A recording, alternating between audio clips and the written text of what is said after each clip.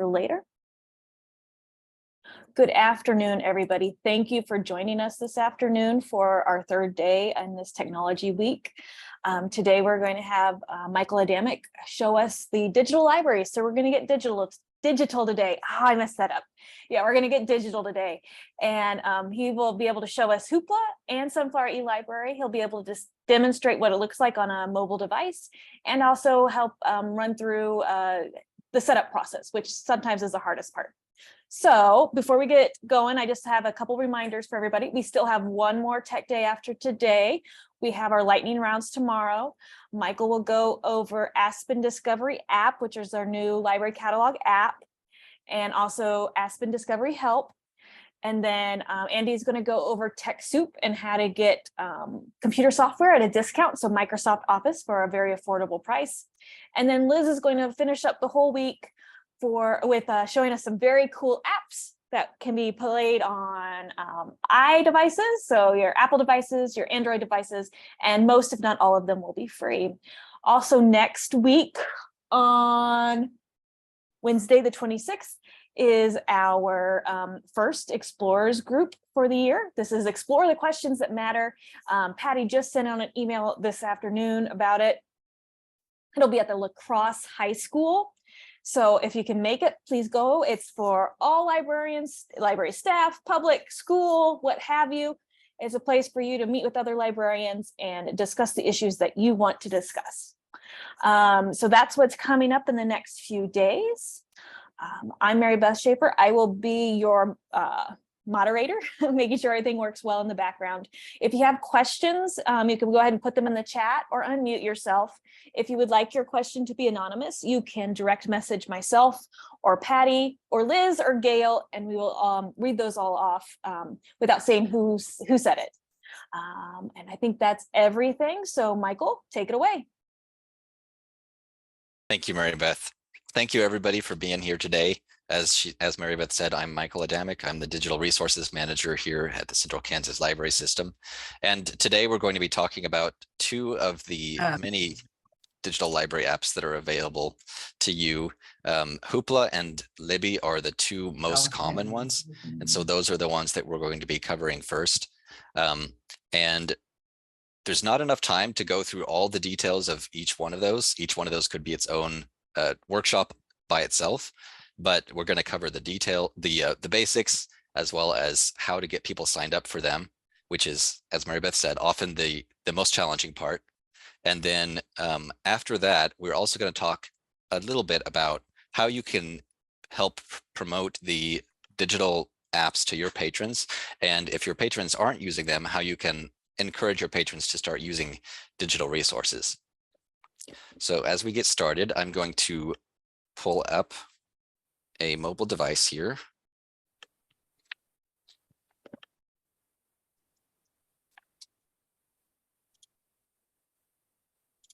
Give me just a second. We're going to start with Sunflower eLibrary, and Sunflower eLibrary is actually, before we do that, a quick word about terminology. There's so much library terminology that goes around, and Sunflower eLibrary and Libby are both used somewhat interchangeably. And Libby is the name of the app that we use to access Sunflower eLibrary. And so I'm going to try to use Sunflower most of the time because that's the name of the catalog that we're accessing. But Libby is the name of the app. So in order to help your patrons get started on that, we need to find it in the App Store. And I am using an Apple device. And if we go to search here, and I'm going to search for Libby, that's L-I-B-B-Y. And the first result, the purple one right there, Libby by Overdrive, that's the one that we want. And it's very distinctive because it's got the purple or the burgundy coloring there. And when we download it and first open it, it comes up with a question. It asks the patron, do they have a library card? If they select, no, I don't have one, it's going to take them to a search box where they can search for a nearby library that uses Libby or Sunflower eLibrary. But we do have a library card, so I'm going to go ahead and tap yes. There are a few options here. If we the patrons want to use the location services to find the nearest library, they can do the bottom option, which is guess my library. If they don't want to use location services, we can go for the middle one, which is just searching for a nearby library. And if they already have another device that's using Libby, they can do the top option, which is just copying the information from that other device to this one. For this example, we're just going to go with search for a library. And I'm going to search for the Central Kansas Library System. And you'll notice it says Sunflower eLibrary, and then it's got the library name beneath that. And so we select that library. And you can see we're already in the app. All we needed to do was select our library. And so patrons can get in and they can start looking around at what's available. But if they want to borrow something, they will need to sign in with their library card. And so we've got the option at the top here. We can sign in with a card. And it's already got our library selected. It's already got our library at the top. We just need to select it. And then it asks for our library card number. So the patron will need their library card number in order to do this.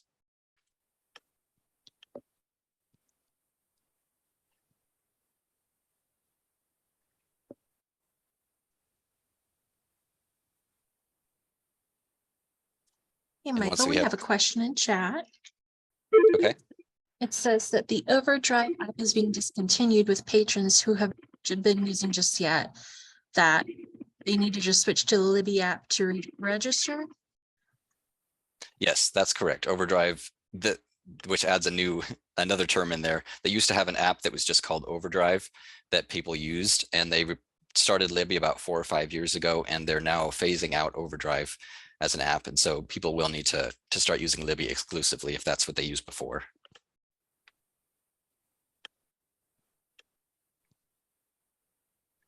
Okay, so I'm going to intentionally put in the wrong card number here so we can see what happens. It does give us a message that says invalid library card. So we want to try again.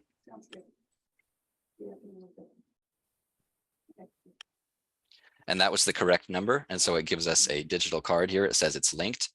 And that is all it takes to sign up for Libby. It's that easy. All they need to do is have a valid library account. And when you get into the app, you select your home library, put in your library card number, and they are good to go. Yes, Mary Beth? I just wanted to add that it's very important that they put the town of their home library. So with one patron, one account, it's very important for them to know that they are using the Otis Community Library as their home library, and that's the place that they would put in. That's the library they would type in there for that card. Right. Thank you. Okay, so now we're signed in and we've got, got our library card ready to go. Now we'll see at the top, it asks a question, do we read with a Kindle? Because you can use Libby on Amazon Fire Kindle. And if they do, it would select yes, it's going to save that setting so that when they read an ebook or an audiobook, it will direct them through Amazon so they can use the Kindle. For most patrons, you would just want to skip that. And here we've got our library screen. This is pretty much like when you walk into a library and you see the physical displays, the new bookshelf, that's kind of what's going on here. And so if we scroll through here, we can see there are several collections that change fairly frequently. And these are curated by someone at the Northwest Kansas Library System. As we look through, you might notice that some of the covers have just a cover image and some of them have a time underneath them. That's how you can tell the difference between an ebook, which is just a print version of a book, and an audiobook, which is a book you can listen to. And so the ones with the earbuds and the time, those are going to be audiobooks, whereas the others are going to be print ebooks. Michael, there are a couple questions in the chat. Okay. Would they need their password associated with their library card, like with Hoopla? Is there a password needed for signing into Libby? No, there isn't. So it's very easy to sign in, and you do need that for Hoopla, but not for Libby. Are there any other questions? Not yet. Okay, thanks. If we go back up to the top, we can see that there are what we call filters along the top row. And so we can select any of those buttons to limit our search. A quick word about how the checkouts work in Libby. It's very similar to the way a physical book works, where the Kansas libraries purchase licenses to certain titles, and those licenses can be used multiple times by multiple patrons, but they can only be used by one patron at a time. And so that's very similar to a physical book, where it can be used by many people and it can be used, but it can only be used by one person at a time. Because of that, there are holds even for these digital books. And so if we want to see books that don't have holds, we can tap the Available Now button, and it shows that there are 76,000 of those that are available. And so you can see this is greatly increasing your library's collection size, no matter what size library you are. And then this basically takes us to our search page. I'm going to go back to the home page, because if we tap on those 3 stacked bars that's got the little balloon there, that gives us more filters, and we can search by subject. One thing that I always use is I narrow it down by format, because I tend to use this mainly for audiobooks. And so if I want to just see audiobooks, I can tap the audiobooks button and then tap the show button, and it's going to show me only audiobook titles. If I want to search for something specific, down at the very bottom of the screen, you can see we've got a menu. And right now we are on the library button, and we want to go to the magnifying glass, which is the search button. And this is where we can search for a title. You can search for a title, keyword, author, subject, anything like that. And when I do a search, you can see I've got an ebook as well as an audiobook. One of them has the 10 hours, one of them does not. And for the ebooks, for both, you can listen to or read samples. If you're not sure if you want to borrow something, you can look at a sample just to see what it's like. I'm going to show you that for the ebooks because it's got a really cool feature. This is what the ebook looks like when it loads. You can tap in the middle of the screen and that will either show or hide the menu. You can scroll through the pages by either swiping left and right or by tapping on the edge of the screen.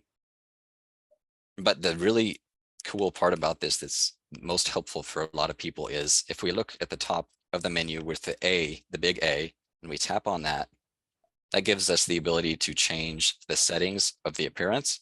And we can, actually, this isn't a good page. Let me go to, here we go. We can change the size of the text. So if someone needs larger text, we can bump that up.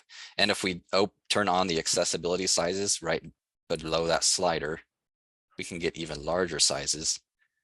And so basically these ebooks have large print already built in for people who need large print. So as we know, large print can be expensive and it can be hard to find certain titles. This gives you everything potentially in large print. And then if we scroll down past the other options, we can choose a certain fonts and text for the text. And there is an open dyslexic font. And if we select that, it gives us a font that was created that's supposed to be easier for people with dyslexia to read. And so if you've got someone who's got accessibility issues, ebooks may be just what they need to start reading.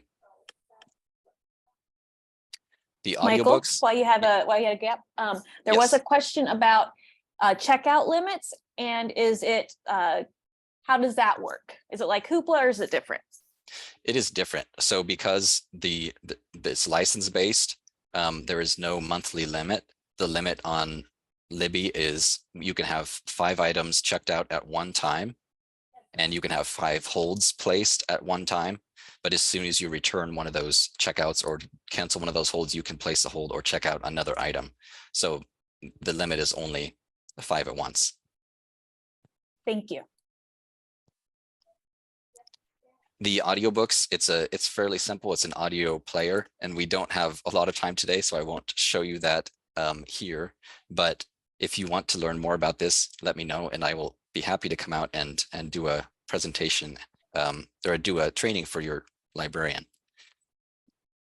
If we go down to the bottom menu again, the middle option with the three stacked lines, that is your settings menu. We can see we can manage our library cards here. So if you've got several people that use the same device and share this device, you can add a different library card for each person.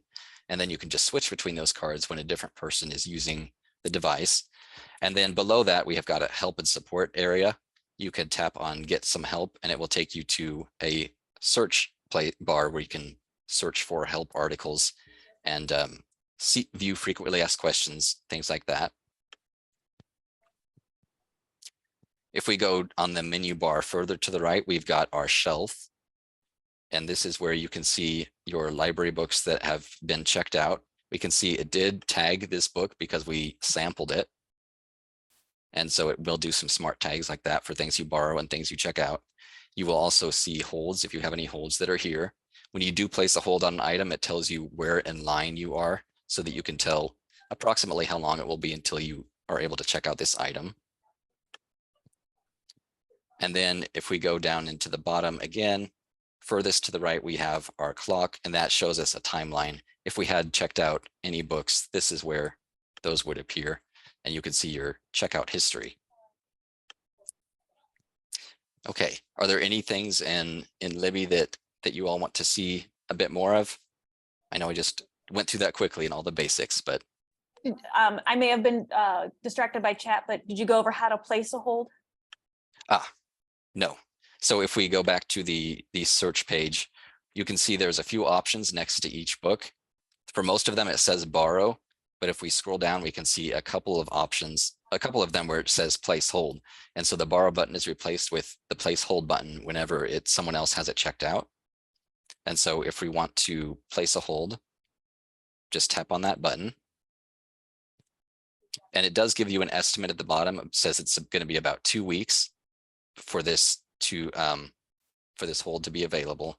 And we can go ahead and place the hold. And then it tells us it placed a hold and we are the first one in line. I will go ahead and borrow an item just so you can see what that looks like. If we go to borrow, it tells us at the bottom, we have 0 of 5 loans used up and 1 of 5 holds used. And we are borrowing this item for 14 days. So when you borrow books from Libby, it is a 14-day checkout period. At the end of those 14 days, the patron doesn't have to do anything. The item is automatically returned. If they need to renew it, they can do so. I believe it's starting 3 days before its due date.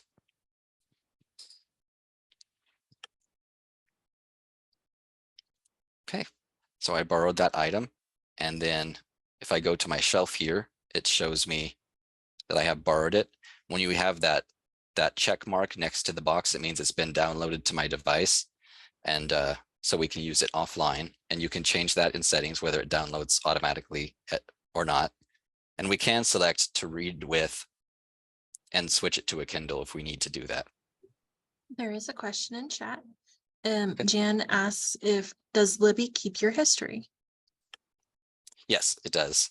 So if we go here to our timeline, now we can see it shows our borrows as well as our holds. But if we want to, we can go up into actions and we can disable activity recording, which means it won't record history, and we can remove all of our activities or clear our history. Michael, does Libby support Nook? I don't think so. I've never had anyone. Yeah, I don't think it's supported anymore. No. And then if a device is not connected to the internet, will the book be gone in 14 days? Yes. So it keeps track of that in the app itself when it's due. And so even if you're not connected to the internet, it will cut off access to the book unless you renew it. How do I cancel a hold? Okay, we've got this hold right here. If we go back to our shelf, at the top, we can see we've got loans, holds, and tags. We want to tap on the holds button. And then next to the item, we want to tap on manage hold. And we have a couple of options. We can either suspend it, which means we don't want the hold right now, but we want to stay in line. Or we can go ahead and just cancel the hold. And it asks us to confirm. And then it's canceled.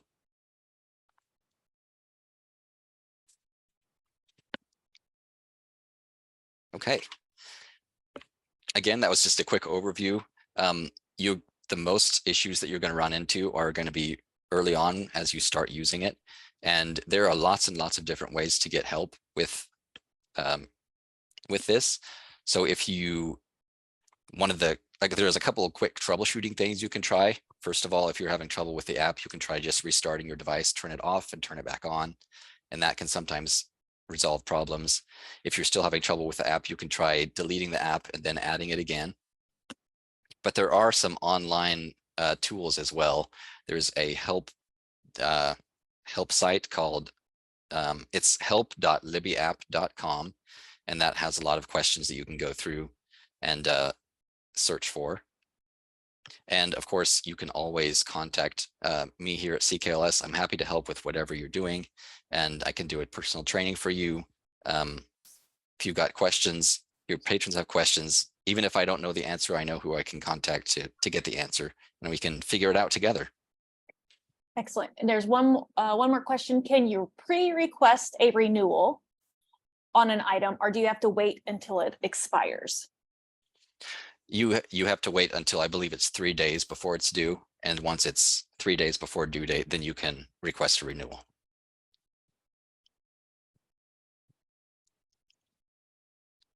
Okay, let's jump to Hoopla now.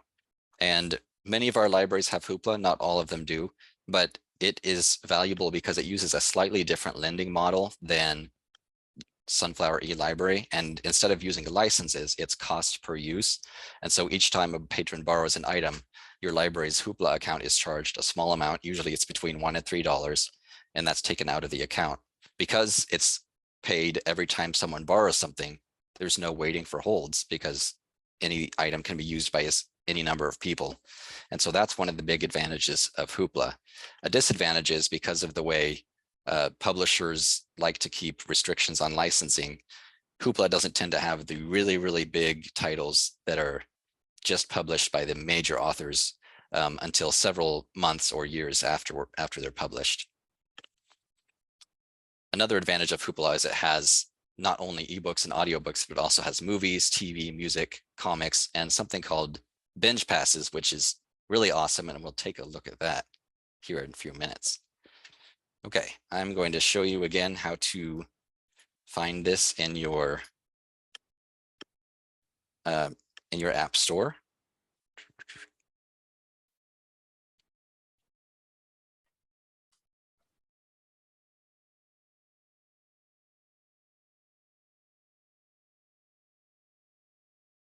It's going slow today.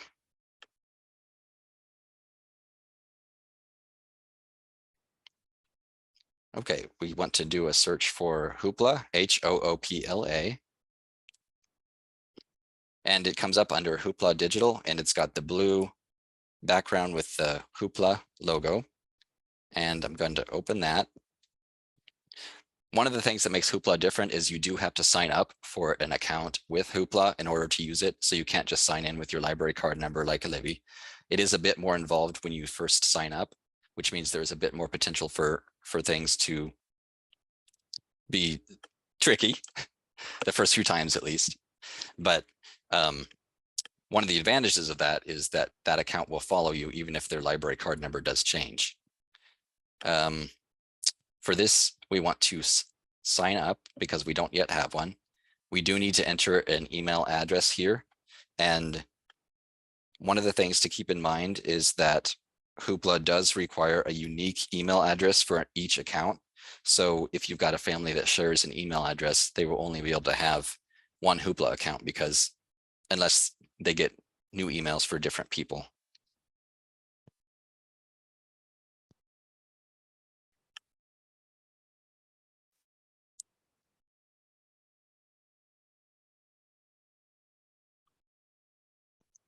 Okay, so we enter in our, sorry about that, enter in our email address and our password. The password that you enter here is not your library account password yet.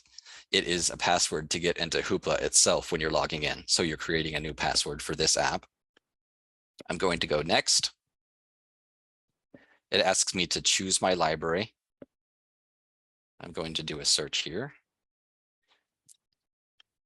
And remember that this needs to match whatever the patron has on their library card account. It's going to match their home library.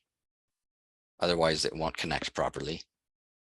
And then when you select your library, you have to tap agree, and that's agreeing to the terms and conditions to use Hoopla.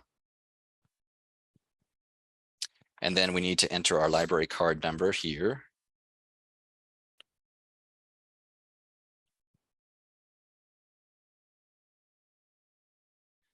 Here's where it can get confusing. The PIN number that it asks for is actually the library account password for the patron's library account. And we don't usually use the term PIN, and so this can trip up a lot of people. But what this is asking for is their library card number and the password for their library account. If you don't know what that is and you're a Pathfinder library, you as the librarian can reset that in the patron's account, or you can send them a password reset email. Let me know if you need help with that.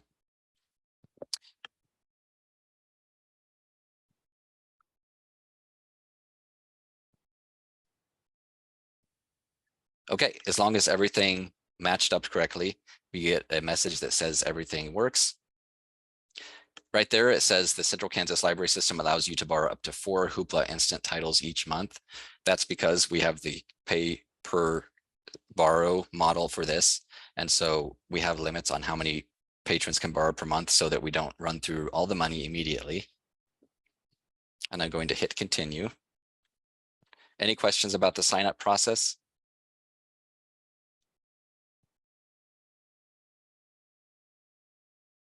Don't have anything in the chat right now. Okay, thank you. So now we are on the Hoopla home screen.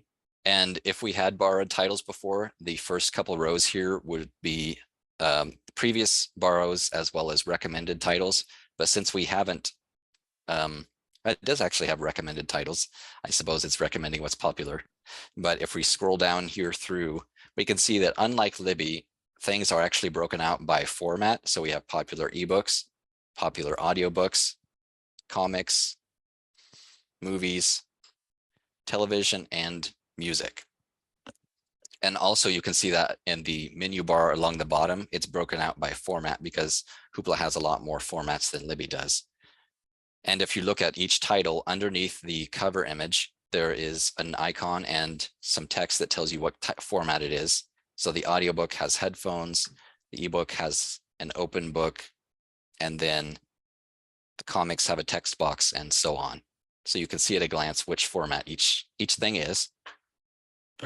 If we tap on a title, it gives us more information.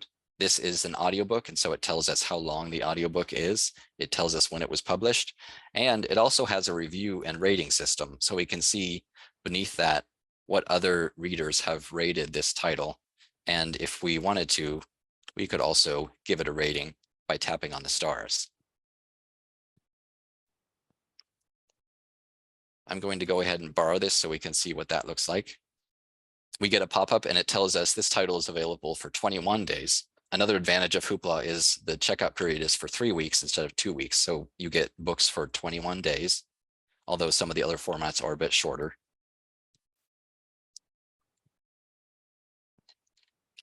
And let's take a look. The menu at the bottom, we're going to take a look at the books. And now we get another menu at the top of the screen, and we have the option to select audiobooks or comics or ebooks. And so we can further narrow this down by what format we're looking for. And if we scroll down a bit, we have this big blue button called Genres and Collections. And if we tap on that, that allows us to browse certain collections. We've got featured at the very top, and then we can go down further and we see all of the ones that are available. These are the collections. Again, at the top of the screen, we've got the genres. You can switch to that. And if you're looking specifically for history, you can tap on that and it gives you history titles. One of the important things to remember as you're going through Hoopla is that the very top and the very bottom of the screens is usually where you're going to find the information for moving around. The ebooks and audiobooks work pretty much the same way as they do in Libby, so I won't go into what that actually looks like in the app. You can change accessibility things here as well, but comics do have a kind of neat feature. So I'm going to borrow a comic and show you what that looks like. The first time you borrow something, it will give you a quick pop-up to tell you how to use the navigation. And then once I borrowed it, I'm going to tap on read.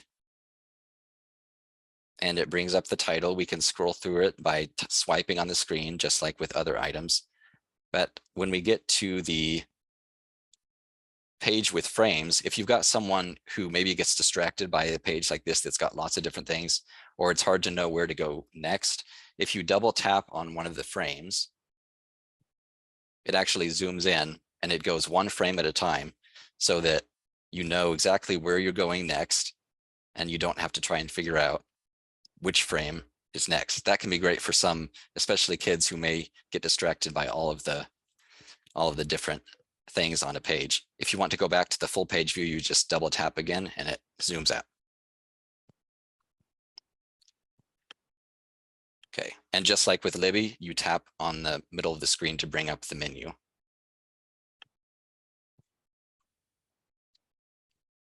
Okay, any questions so far on the books or the audiobooks? There is one question. Oh, nope, that was a statement. Amy said that with Hoopla, you can even download their material to use without being connected to the internet. And I think what she means is without being connected to Wi-Fi. So you can do that through your cellular connection or your Wi-Fi connection. You can do the same with Overdrive. It's a setting on your mobile device. You can say only download while on Wi-Fi, or you can have it to download while you are on your network connection, your cell phone network connection. Yep. Okay, if we go down to the bottom menu again, we're going to take a look at the video option. And at the top, we have the option to select either movies or television. Now, just like with the licensing restrictions for books, there is a lot of licensing restrictions for movies. And so you aren't necessarily going to see the summer blockbusters that just came out here on Hoopla. But we will notice that there are some older movies that were popular back 10, 15 years ago that are here. And so it's not the best place because there's so much on the streaming services now to see the latest and greatest, but it is a great way to see some of the older classics and to maybe explore some other genres that you might not have heard of yet. This Hoopla does have a app that can go onto smart TVs. And so if you have a smart TV, you can download the app onto your TV and then use your device to stream it directly to your TV. One of the things you want to keep in mind about the television is that each episode of a season for the television does count as a single borrow. So it is a bit tricky to use to watch a lot of television shows when you only have 4 borrows per month, but that is just something to keep in mind. Michael, we have a question. Can you use Libby on a desktop or laptop? Can you use it via an app or website login? Yes, yes, you can. And you can do that with Hoopla as well. And once we get finished here with the app, I'll show you how to do that. And then down next to the videos, we have an option to select more, and that's more formats. And we've got 2 more to go through. The first one that comes up is binge passes. And this is something that's uniquely Hoopla, and it's very cool. And what it is you can use a single Hoopla borrow and you get unlimited access to one of these collections for 7 days. And so, for example, up here at the top, we've got the great courses. And so you basically use a single one of your Hoopla borrows, and for 7 days, you have unlimited access to all of the great courses that they have given to this platform, which I believe is the majority of them. And it also includes all of the great courses materials, so the handouts and things to go along with the courses. They also have a Hoopla magazines collection, so you can use a single borrow and you have access to dozens of digital magazines, and they're always adding new magazines to here. It's a lot of popular Hoopla magazines that you can read all of them through the binge pass for a single borrow. And I don't remember if I mentioned each binge pass lasts for 7 days. So with 4 borrows, if you wanted to use it just for binge passes, you could have almost unlimited access to one of these resources. Curiosity Stream is a documentary channel, and then they do have a lot of children's related programming. And so there's highlights and some STEAM information, some Spanish language information, and all of that. And then if we look at the top and we switch to music, the great news is music is not nearly as regulated licensing wise as some of the other things. And so we can see we actually have some very popular artists. So for example, you could borrow the newest Taylor Swift album and you borrow it for 7 days, the entire album. You have unlimited access to that, to listen to that as many times as you want for 7 days. And it also has some really nice collections. I found one that was a good collection of 80s music that helped me explore some new genre, some new stuff. So that was always fun. And then of course, at the very bottom of the screen, we do have a search option. And so we can put in a type of search, any kind of search, just like with Libby or with any kind of online catalog.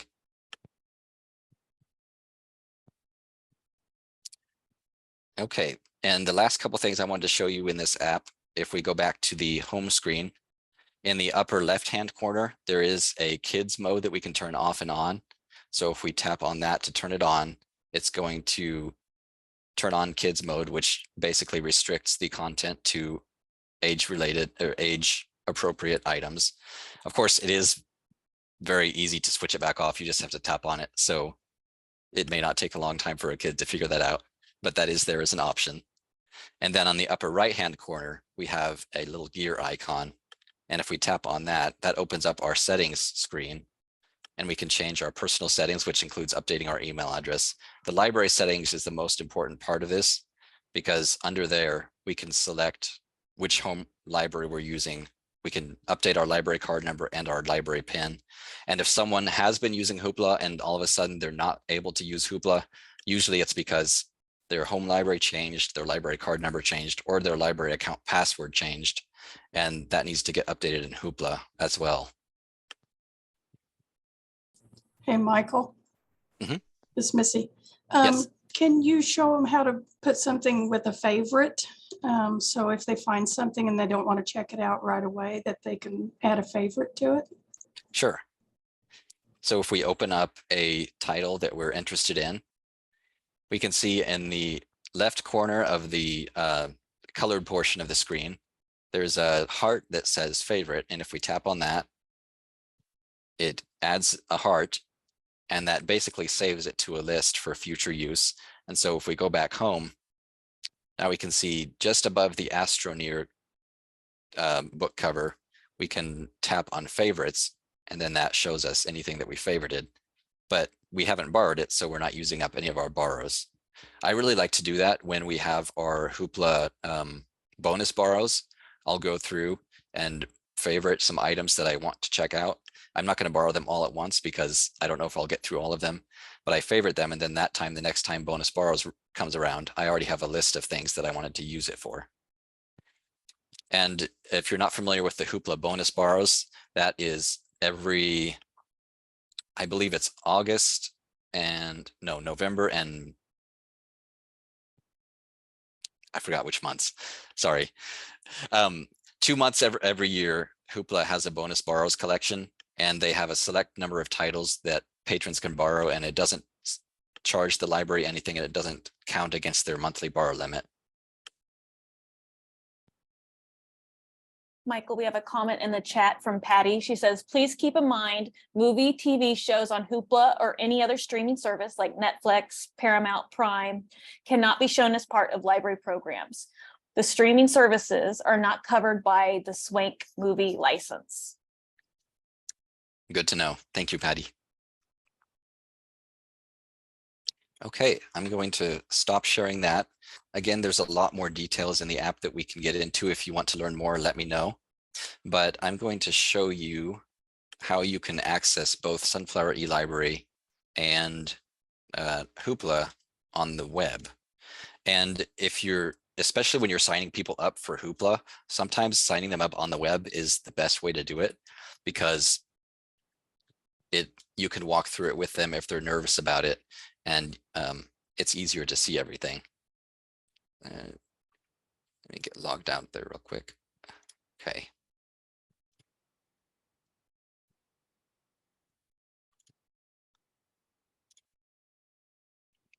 So for Hoopla, the web address is www.hoopladigital.com, and that will take you here to the Hoopla web version. And if they want to sign up, they just have to click on the big blue Get Started button, and it will walk them through the process just like we did on the app. Or we can just log in, and it's going to take us to the let's see, what was that?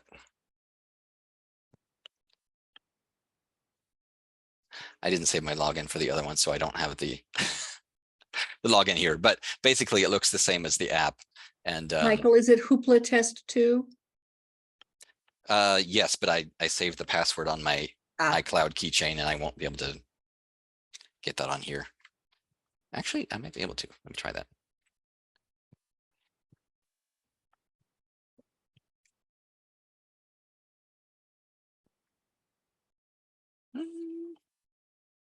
Nope.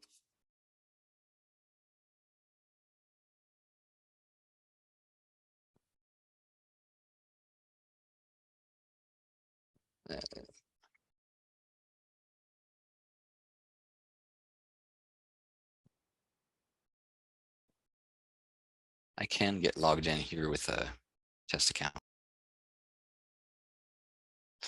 Thanks. Okay, so this is what the web version looks like, and it shows us the recently borrowed and recommendations. And so it looks a lot like the app. At the top here, it tells us how many borrows we have remaining for this month. And that does reset on the 1st of the month. And of course, we can click on an item and then borrow it.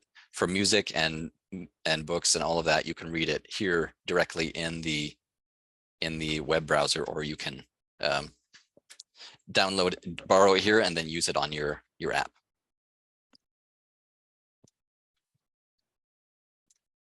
Okay, and for Sunflower eLibrary, the address is Sunflower eLibrary.overdrive.com. And the patrons don't even need to log in or enter their email address in order to browse. They can look through and search and find things without logging in at all. And then once they're ready to borrow something, we can go up here to the sign in button. And it asks us to select our library. Again, it's very important that you select the patron's home library where their home library card is at. And then enter the card number.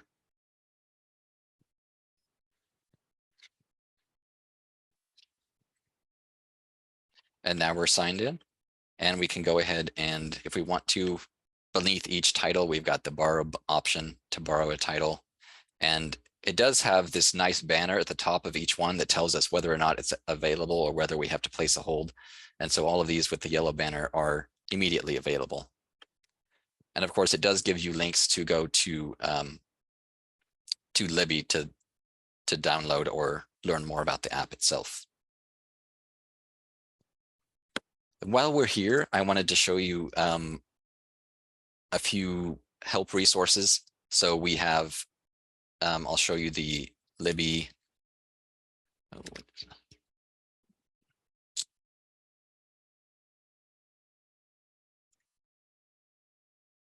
is it? Help.libbyapp.com.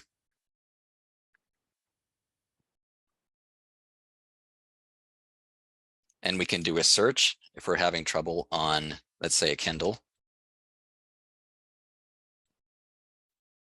And we can look at help articles for that. And then for Hoopla, if we go back to hoopladigital.com, and at the very bottom, we have patron support FAQs, and that gives us some frequently asked questions. There is also a CKLS LibGuide that we have for Hoopla, and that is ckls.libguides.com/patron/Hoopla. And this help site has some training videos on how to install Hoopla on different types of devices, how to use it on the web, how to register. There are also links to frequently asked questions documents, and then there is a document that tells patrons it walks patrons through each step of using Hoopla. And so that's something you can download and print for your patrons if there's someone who likes to do things on their own. Michael? Yes. What happens if a patron goes to check something out and they get the message that they can't check that out, they need to check again tomorrow, or they're at their money limit? I don't know how the phrase goes, but there's always like, check again tomorrow. Yes, that is, I think I've got actually a screenshot of that. What that means is that even though they may not have used up their monthly borrows, the library also has a daily limit of money that can be spent so that it is spread out evenly throughout the year. And if a library has a lot of usage, patrons may use up the daily limit, even though they haven't used up their monthly borrows. And so the next day, a certain amount of the funds in the account become available, and that then they can try again the next day and see if there are funds available that day. And if their library is encountering a lot of those notices, then that may be a signal to the library that this digital content is really popular. We might want to consider supporting it with some funding. And what about when they get a message that there's an error connecting to their card, or they're blocked from checking out because of an issue with their card? That usually means that either an information on their card changed, so the home library, the card number, or the library account password. You'll often see that where they can actually get logged into Hoopla, but it won't let them borrow anything. And that's the case there. It also might be that there's some kind of a restriction on their patron account.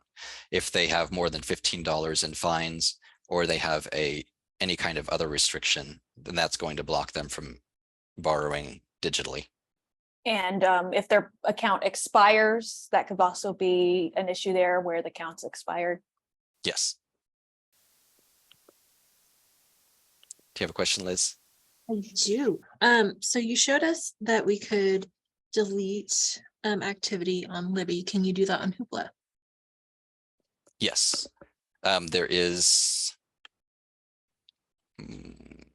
the option. I don't know if you can delete individual titles from your history, but you can choose whether or not you want to save your history. That's under the personal settings.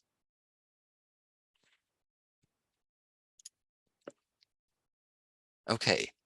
In the last few minutes we had, I wanted to talk with you about how you might be able to encourage patrons at your library to use digital services, especially those who might be a bit apprehensive about doing it. First of all, I firmly believe that technology doesn't have to be scary. And one of the ways to make it less scary is to tell your patrons and to tell yourself, there's nothing I can do that's going to break this so that it can't be fixed. No matter what you do, there's always something that I can do to help you fix it. And even if that means deleting the app and reinstalling it, that usually clears up anything. So if you've ever watched children learn, especially when they're working with tech, they're not afraid of doing the wrong thing. They're pushing all the buttons, they're going through all the screens, trying to see what they can do, and they're exploring. And that's one of the best ways to learn, is to look at tech as with curiosity rather than anxiety. And another thing is, it's not a reflection on you as a person or a librarian if you don't know how to do something. Just because you haven't been trained how to do something, especially in smaller libraries, you wear so many hats, and there's There's only so many things you can know how to do.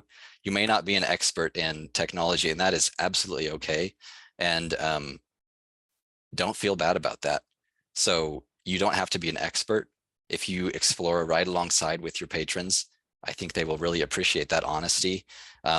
Just tell them up front, hey, we're learning this together and we may run into some issues, and that's part of the process. Let's learn together. And I really think patrons will appreciate that. We do have an awesome story of success. There was a library in our system that hasn't been using Hoopla for a while because their numbers were low enough that they opted out. But their Sunflower eLibrary numbers were in 2020 for the entire year, they had 99 borrows. In 2021, they had 85 borrows for the year. And then in March of 2022, the librarian started a digital training initiative where they hosted workshops for patrons where they could come and learn. And in 2022, they had 512 borrows on Sunflower eLibrary. So they went from 85 in 2021 to 512 in 2022. This was a very small community, about 400 people. And it was amazing at how people picked up on this. And it did not actually diminish their physical collection. In fact, their physical circulations went up as well, because there were people that were coming into the library that had never come in before. We had farmers that didn't have time to sit down and read a book, but they would listen to audiobooks while they're out driving in their tractors. People who commuted for work would listen to books while they were driving. And it's amazing at how you might be surprised at how it would fit well in your community. If you need any help with that, please, I would love to help you set up a program with that. One thing that I've learned is that analogies can be really helpful when training people on something they're unfamiliar with.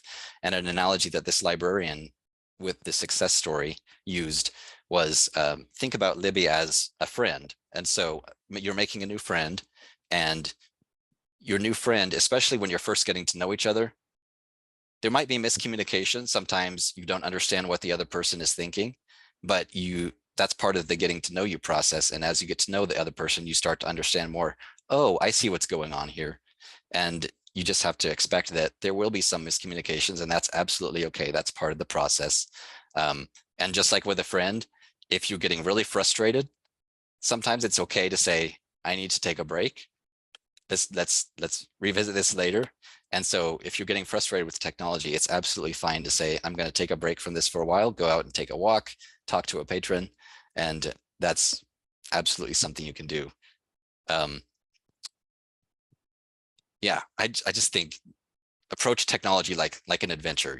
You're learning more about the world, and you never know what you might discover. Another analogy that I like is sometimes people get frustrated because the person next to them might be 10 steps ahead of where they're at. And that can be frustrating for some people.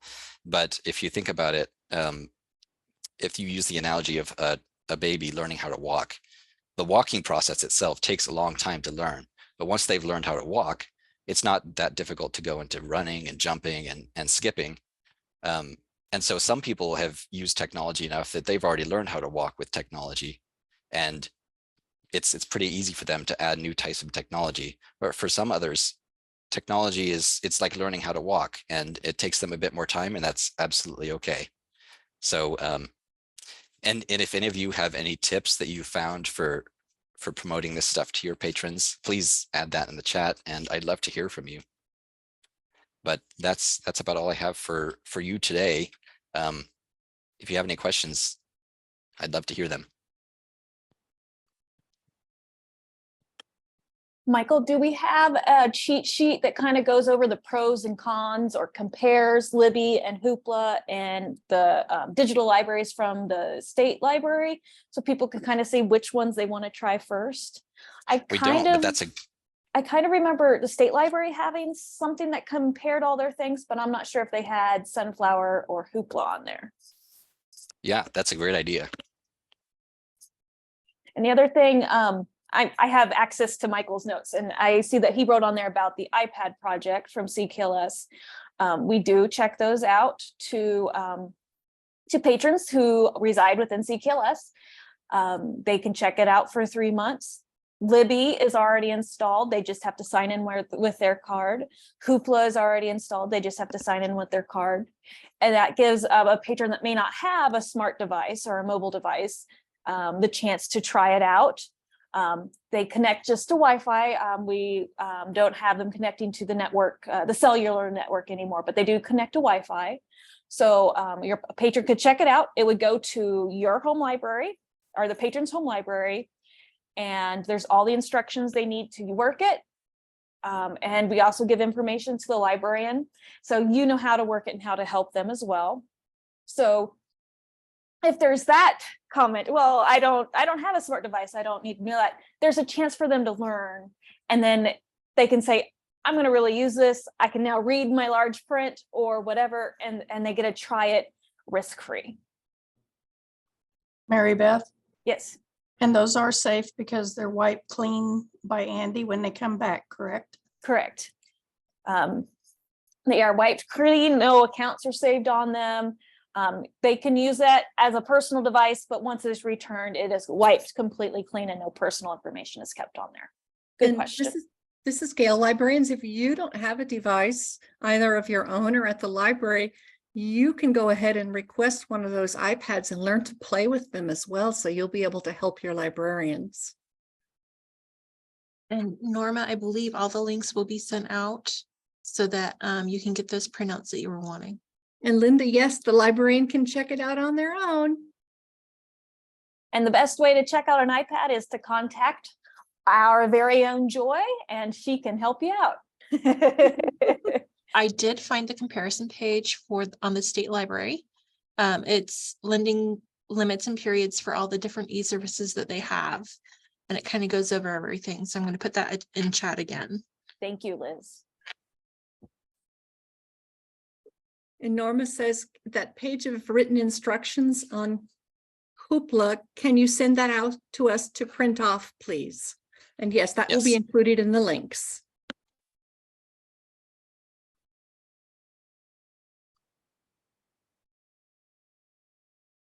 That a mistake?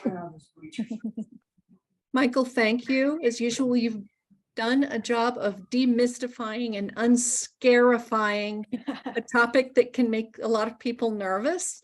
I think what you'll find is you'll have your preference and your patrons will as well. Some will use all of them and some will say, oh, I only like this one. I'm only going to use that one. But that's why it's great to have so many choices. Oh, I did forget to mention there are resource pages as well for marketing and stuff like that. And one is resources.hoopladigital.com, and that's basically a marketing page. And you can download things to use on Facebook and all of that, so you don't have to create those from scratch. And then Libby also has a similar page, and you can also request physical or print materials such as posters and bookmarks, and I have some of those here, and you can also request them directly from Hoopla or from Midwest Tape or from Overdrive. Michael, how different does Sora work? Sora is basically used for school libraries, and it's similar to Libby, but it's designed specifically for school libraries. And it's basically they connect through the school rather than through the patron library card. But a lot of the app itself, the usage is going to be similar. Do you have a link to Sora information in your links handout that way when I send out the archive? Not yet. Okay.